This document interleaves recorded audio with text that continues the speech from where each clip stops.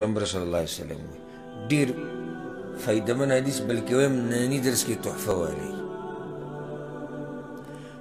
څومره ناشنا اجر پې میلاویږي دا حدیث امام ابو داود راوړی ګوره معمولي اعمال او لوی اجر د حدیث کې شته پیغمبر صلی الله علیه وسلم خصلتان او خلتان لا يحافظ عليهما عبد مسلم الا دخل الجنه دوه کارونه دي چې مسلمان دا کارونه ښه په توجه سره کوي او ضایع کوي یې نه او پرېږدي نه دا سړی به جنت ته ننوځي څو کارونه یې دوه نو یو خو مقصدي خبره زموږ چې کومه ده د هغې دلیل به ته میلاو شي او دا دوه کارونه مې یاد که جنت ته به پرې ننوځي هما یسیر پیغمبر صلی الله علیه وسلم وایي دوه کارونه ډېر لږ دي معمولي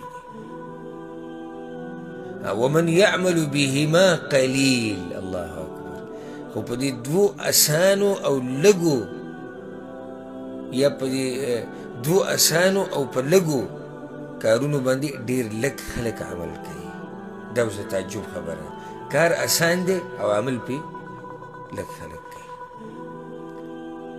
په کار خو داسې دی چې کار اسان وي نو عمل پې ډېر خلک کوي نه کار اسان دی او عمل پې هم لږ خلک کوي هغه کار څه دی واوره يسبح في دبر كل صلاة 10 ويحمد 10 ويكبر 10 سبحان الله بدير سبحان الله با لسبيري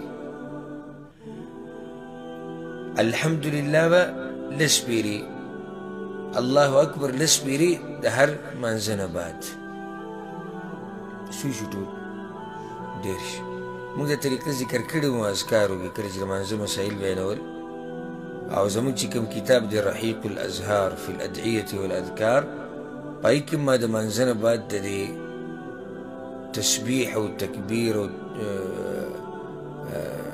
تحمید د دې ډېرې طریقې ذکر کړي دي فایدې دپاره به یې مختصر ذکر کړم او بیا د تفصیل دپاره هغه مشکات درسونو ته یا کتاب ته رجوع کوي سبحان الله الحمد لله الله اکبر هر یو 33 پیرې ویل شو یو کم سل دویمه طریقه دا ده سبحان الله الحمد لله الله اکبر سبحان الله الحمد لله 33 پیرې ویل الله اکبر 34 پیرې ویل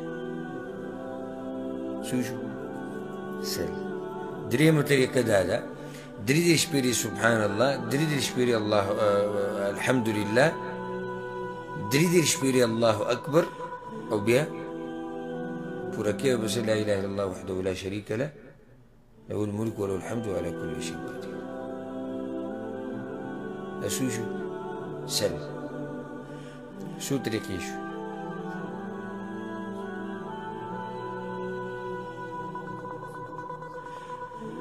څلور شو هغه لا هم نه دی شمار کړی درې شوې څلورمه طریقه دا ده ټول 11 پیرې ویل سبحان الله الحمد لله الله اکبر 11 نو ټول څو شو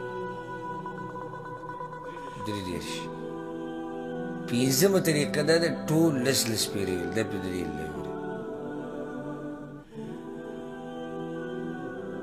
شپږمه طریقه دا ده سبحان الله والحمد لله ولا اله الا الله والله اکبر اوس دلته څلور دي لکه هلته خو صرف سبحان الله الحمد لله الله اکبر دلته ورسره لا اله الا الله او هر یو 15 پیرې ویل نو څو شو سل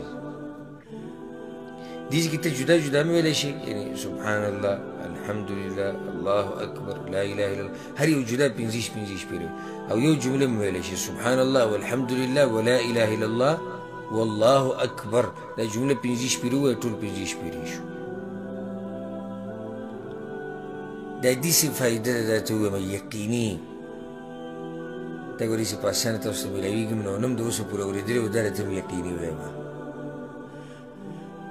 ډېرو لږو خلکو به دا اورېدلي، ډېرو لږو خلکو به دا اورېدلي. هماغه ملګرو به اورېدلي چې هغه هم د اهل حدیثو علماو سره کیني پاسي، د هغوی نه به اورېدلي. د اهل تقلید والا سره دا خبرې نشتي. ګوره دا فایده یو ځای کې ما یو پیر بیان کړو، یو ملا تعجب وکړو، ورته ویل دا څنګه او دا شتي. بیا مې له حواله ورکړه د ټولو حدیثونو. نو مولیانو ته به کې نه دي معلوم، پاتې لا عوام. او دا داسې هم نه ده که یو څوک وایي چې زه به حمله کړم په کتابونو، زه به ځان له په کتابونو نه څه وکړم، دا به راوباسم چې دا دې چاته بیان کړي نه که نه، او مرجع دې ورته نه ذکر کړی، یا تا په یو ځای کې بیان کړي دي، یا یو کتاب کې ترجمه کړي، دا دې پکې نه ذکر کړی، او دی پرېږده او چیلنج ورله ورکړي چې دومره میاشتو ته وګوره ځه را پیدا یې کړه. نو د دې معلوماتو قدر کوئ. بعض علما په کتابونو کې دومره مفید معلومات بیان کړي چې ورته حیران شي. بعضې په بیان کې چې هغه هر عالم نه بیانوي. صحیح ده چې بیان شوي به لازم، او چې را فایدې تاسو ته بیان شو، خو مخکې بیان شوي ده که نه، مخکې خو دې باندې عمل شوی د پیغمبر نه په دلیل دی. خو موږ وایو چې لکه ډېرو ته نه معلومه. بیا زموږ په ملک ولې ډېرو ته نه معلومه دا ډېرې خبرې؟ ځکه چې هلته ړوند تقلید خلکو کې مشهور دی. نو مولوي صاحب چې کومه مسله ویلې ده بس هغې باندې خلک روان دي، نو دا بلې نه خبر هم نه دي. نو ځکه ډېرې مسلې زمونږ خلک د هغې نه نه دي خبر. زه چې اکثر په دې بیان کې وایم چې دې مسلې نه به اکثر ملګري نه خبر. ولې وایم؟ خو دې د لاسه وایم که نه، ما ته پته ده چې دې مولیانو د ړوند تقلید والا چې کوم دی، او دا همیشه چې د مذهب دا چغې وایي، دې مولیانو پوره کامل دین خو نه دی بیان کړی، او نه پوره حق یې بیان کړی. حق مسلې به بیان کړي، کمزوري هم بیان کړي، او ډېر حق ته پاتې شوی هم دی. نو ځکه موږ به یې دا ووایو چې بهی دا مسله به ډېرو ملګرو ته نه معلومه. هغې کې یو دغه مسله ده لکه به چې اوس موږ بیان کړه فایدې دپاره. ښه دې حدیث کې اوس دا دي، به دې حدیث ته راځو چې دوه کارونه دي څه دي؟ اسان دي خو لږ خلک پرې عمل کوي. یو دا دی چې یو سړی سبحان الله ووایي لس پیرې، الحمدلله لس پیرې، الله اکبر لس پیرې د مانځه نه بعد، فذلک 50 و 100 باللسان. نو دا په ژبه باندې یو نیم سل شو، یو نیم سل شو.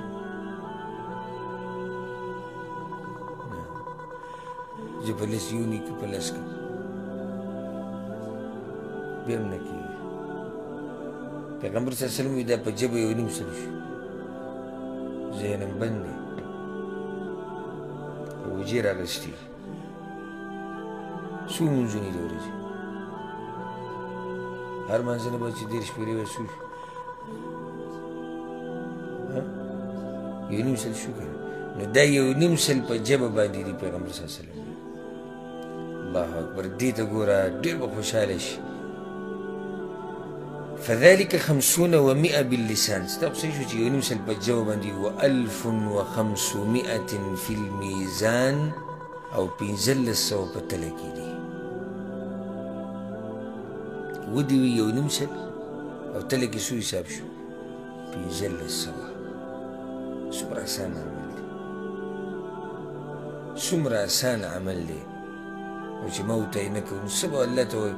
یعنې موږ به الله ته څه عذر پیش کړو چې یا الله دا عملونه ګران وو، یا د نیکیانو د ډېرو نیکیانو ګټلو طریقې نه وي، څه داسې ویلی شو الله ته؟ نه شو ویلی. ښه نو بل بیا واله، ویکبر 34 اذا اخذ مضجعه. کله چې د شپې وده کېږي نو 34 پیرې الله اکبر ووایي، 33 پیرې الحمدلله ووایي، 33 پیرې سبحان الله. فذلك 100 باللسان. په ژبه باندې څو شو؟ سل شو. دا خو واضح که نه 1500 شو؟ ولې سل شو؟ نه نه، دا نور یو نیم سل حساب، دا شپه کې یو پیر دی. خو چې ته شپې ویده کېږي دا ذکر به ووایي او دا ذکر پیغمبر صلی الله علیه وسلم فاطمې رضی الله عنها هغې ته هم ښوولی و کله چې هغه راله خادم یې غوښتو یا رسول الله موږ له به کوم خادم راکړه د کور کارونه ډېر پیغمبر صلی الله علیه وسلم ورته دا ذکر